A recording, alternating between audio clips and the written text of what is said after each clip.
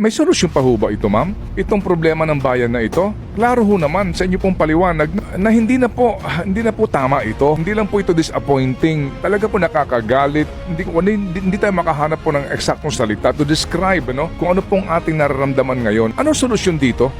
Alam niyo po, kahit ako na-frustrate, kahit na araw-araw binabantayan ko yung budget ng gobyerno at lahat ng mga pangungurakot na ginagawa nila. Pero alam niyo po, yung isa sa power natin bilang mga mamamayan ay yung pumili ng tamang kandidato. So ang hiling ko po sa inyo, huwag niyong iboto itong mga re-electionist na naglaan ng zero budget para sa PhilHealth at patuloy na binababoy yung pera ng bayan, utang na loob. Huwag niyo na po silang iboto sa susunod na eleksyon dahil kitang-kita naman ang pinaprioritize nila ay yung sarili nilang interes at hindi yung interes ng taong bayan. Kasi kung hindi po natin gagawin ito, ay patuloy na lang talagang maghihirap ang mga Pilipino, patuloy na ginagatasan sa tax, pero wala tayong pakinabang dito sa mga binabayaran nating tax, patuloy tayong maghihirap. Stuck lang po tayo sa paulit-ulit na cycle ng pagkakaroon ng walang kwentang pamamahala, walang kwentang serbisyo, at patuloy na paghihirap. Kaya nga po, ito lahat ng pamamaraan ginagawa natin. Punta tayo sa Supreme Court, magkakaso tayo, babantayan natin, nag-iingay tayo,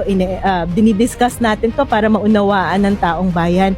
Pero ultimately po, yung kapangyarihan natin bilang mga mamamayan na ayusin to ay yung pumili ng mga tamang leader sa ating gobyerno. At yan po ay maaari natin gawin ngayong 2025. Nakikita po natin siguro nabibigyan tayo ng ilang ayuda, ilang tulong, pero alalahanin niyo po, pera po natin yan, pera po nating mga mamamayan yan. Wala po tayong dapat tinatanaw na utang na loob. At kung maayos ang pagpapatakbo ng gobyerno, hindi nyo na kailangan magmakaawa para makakuha ng tulong.